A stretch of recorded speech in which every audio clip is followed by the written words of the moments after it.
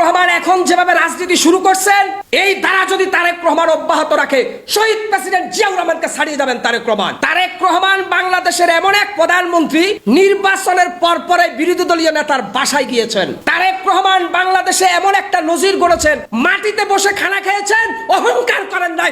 শহীদ জিয়ার যোগ্য উত্তরসূরি তারেক রহমান, স্যালুট আপনাকে। অনেকে আমারে বলেন আমি কিছুদিন সমালোচনা করি আবার প্রশংসা করি। না, তারেক রহমান ভালো কাজ করলে আমি তার প্রশংসা করব। তারেক রহমান নিজের দলের গুন্ডা মাস্তানদের লাগাম টেনে ধরেছেন। তারেক রহমান মবের রাজনীতিতে জিরো টলারেন্স নীতি গ্রহণ করেছেন। স্যালুট তারেক রহমানকে।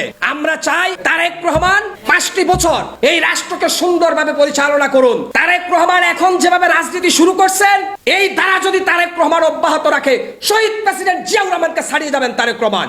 আমরা সবাই তারেক রহমানের পক্ষে চলে যাব। তারেক রহমান এখন পর্যন্ত তিনি শেখ হাসিনার মতো কাউকে প্রতিহিংসামূলক আচরণ করেন নাই। তারেক রহমান এখন পর্যন্ত ক্ষোভের বশীভূত হয়ে তিনি হুমকি দিয়ে মানুষকে কথা বলেন নাই। এই যেন একটি শান্তির অগ্রদূতকে আমরা দেখছি। তারেক রহমানকে যারা আমরা সমালোচনা করি, তার যে কাজগুলো কতটা ম্যাজিক দেখেন। ফ্যামিলি কার্ডের ঘোষণা দিয়েছেন তারেক রহমান, নির্বাচনের পরে তিনি সেটা বাস্তবায়ন করতে শুরু করে দিয়েছেন। যার মানে তার কথা এবং কাজে মিল আছে তারেক রহমানের। এমনকি আমার বিএনপির দালাল বলবেন, আমি সবসময় যারা ভালো কাজ করবে তাদের প্রশংসা করি। তারেক রহমান বাংলাদেশের রাজনীতি